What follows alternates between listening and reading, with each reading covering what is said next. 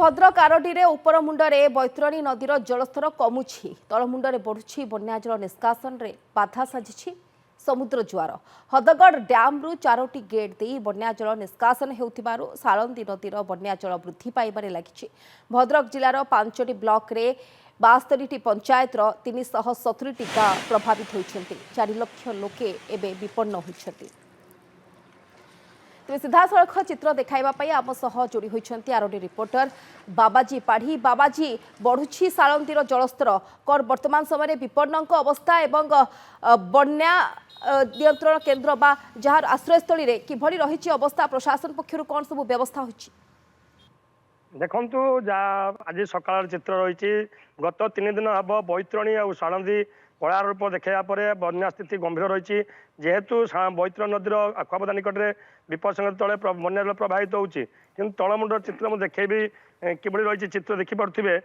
जे बन्या स्थिति बढ़िबार लगी कारण हूँ समुद्र जुहार बाधक साची जो बन्या जल निष्कासन कि अंपटे देखा साळंदी नदीर जो रही हदगढ़ डैम रु 4टी गेट खोल रही बर्तमान साळंदी नदी बन्या जल दीर्घ 6 दिन हम बढ़िबार लगी फल जो भद्रक जिलार 5टी ब्लॉकर 62टी पंचायत प्रभावित होती बन्या रही एवं 40टी पंचायत एवं भी सुधा बाह्य जगत विच्छिन्न रही आखलमणि पीठ संपूर्ण भाव जलबंदी रही जोगाजोग यातायात ठप हो 20 नंबर जातीय पथ कहतु कुआखिया आखलमणि भद्रक जो आखलमणि मुख्य रास्ता चांदबाली आरडी मत्तु आरडी समस्त रास्तार 4 फुट रु 5 फुट उच्चर पानी प्रभावित होती ये जबड़ी भाव में जलबंदी हो आखलमणि पीठ एवं आम से आरडी पीठर अच्छु यहाँ हूँ आरडी पीठर जो मुख्य रास्ता बस स्टाण्ड ठार मंदिर को संजोग करता रास्ता देखिपे लोक मैंने जनशून्य हो पड़ी कहाँ बाँ लोक जो मैंने अत्यावश्यक जिनस देखिपे चित्र एवं नलकूप संपूर्ण बुड़ी सबू पानी लोक मैंने नाई नी असुविधा सम्मुखीन होती एवं जदि स्वास्थ्य समस्या देखा जे स्वास्थ्य समस्या जदि कौन ज्वर पड़े कौन गर्भवती महिला को भद्रक नवा हुए ताने आंबुलांस आसपार एपर्त ओड्राफ कहतु एंड्राफ कहतु अग्निशम बाहिनी कहतु कौन उद्धारकारी ये अंचल पहुँचना चांदबाल 4टी पंचायत गतकाली प्रभावित बेले आज 10टी पंचायत प्रभावित होती से देखा धामनगर एवं भी जलबंदी रही पाखापाखि धामनगर 25टी पंचायत जलबंदी रही जे चित्र देव देखिपे चित्र जे किभली भाव रही बन्यार जो गंभीर स्थिति ताहा बर्तमान बयान कर देखिपे दुकान बासगृह एवं नदी पथ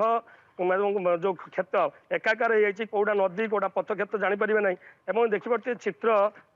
गत 3 दिन है बन्या जल फसी रही विपन्न मान कि देखिए जब जिलार तमाम देखिए चित्र जिलार तमाम चित्र 4 लाख ऊर्ध्व लोक बर्तमान प्रभावित होती बन्यारे जहाँ जिलापाल गतकाली सूचना देते यही सूचना अनुसार देखा संपूर्ण भाव जदि 5टी ब्लॉकर हजार हजार चाषी मत प्रभावित होती हजार हजार हेक्टर चाष जमी एवं भी बन्या जल प्रभावित होती संपूर्ण भाव चाष उजुड़ी कि विशेष भाव क्षति होती आपणकर हूँ जो भाव गृहपालित पशु को जेहेतु खाद्य मिल पाना से नदी बंध एवं जो नदीर जो पोल रही पोल पर बंधा द्वारा आम दृश्य देखिलु गतकाली कि आज आम देखा पाई से अवस्था रही देखिए संपूर्ण भाव जलार्णव हो भद्रक जिलार 5टी ब्लॉक जो आरडी कहतु धामनगर चांदबाली तिहिड़ी भंडारी पोखरी एवं जदि देखिए तमाम चित्र देखुं पानी और पानी भितर मनीष कलबल होती निश्चित भाव में जहाँ आप सूचना देउथिले बाबाजी एवं आम सीधा सड़क चित्र देखुचु वर्तमान समय विपन्न रही पानी घेर रही जीवन यात्रा विशेष भाव में प्रभावित होती गमनागमन व्यवस्था ठप होती तेज वर्तमान समय प्रशासन पक्षर जहाँ सूचना दि जाऊला कि समस्त प्रकार प्रस्तुति होती विपन्न को बन्या आश्रयस्थल थैथान नवा नहीं समस्त प्रकार प्रस्तुति होती दिगरे कौन सूचना आसी पहुंचुची? देखो प्रशासन पक्षर देखा प्रशासन पक्षर जदिव जो स्थान को प्रशासन पहुँची पार्टी से स्थान तो जहाँ जमी लोक मैंने सहज सुविधा पाई कि प्रशासन जो देखा 40 जो कहते 40टी पंचायत प्रभावित बाह्य जगत विच्छिन्न होती जो जगह को कौन गाड़ी जापर ना आंबुलांस कहतु उद्धारकारी गाड़ी कहतु कि जदिव ओड्राफ टीम पक्षर जो डंगा नियोजित कराई पर्याप्त परिमाण ना जेहेतु पर्याप्त परिमाण जो 4-5टी दिखाई धामनगर थिले अनेक मोटर बोट जो चालित बोट जो व्यवहार कराऊँच ତାହା କାଲି ଗତକାଲି ଏତେ ଦେଖିବାକୁ ଗୋଟେ ମୋଟର ଚାଲିତ ବୋଟ ଖରା ଅକାମୀ ହେଇଥିଲା ଏବଂ ଦେଖିବା ଲୋକମାନଙ୍କ ଯେ ଆମେ ସ୍ଥିତି କରୁଥିଲୁ ଯେ ଶୁଖିଲା ଖାଦ୍ୟ କୁହନ୍ତୁ ବା ଲୋକଙ୍କୁ